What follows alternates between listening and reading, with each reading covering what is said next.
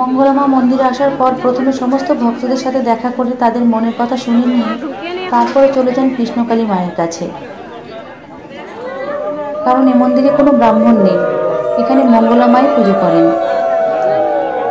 এখানে প্রতিদিন হাজার হাজার ভক্তের সমাগম হয়, আর মালাও পড়ে প্রচুর। তা সত্ত্বেও মঙ্গলামা নিজে হাতে একটি মালা প্রতিদিন তৈরি করে মাকে পরান। তবে ভক্তদের দেওয়া মালাগুলোও মাকে পরানো হয়, কিন্তু অনেক বেশি মালা হয়ে গেলে তো মায়ের গলায় পরানো সম্ভব নয়। তখন সেই মালাগুলো ঠাঁই পায় মায়ের চরণে। তারপর মনের আনন্দে মঙ্গলামা কৃষ্ণকালী মায়ের পুজো করেন।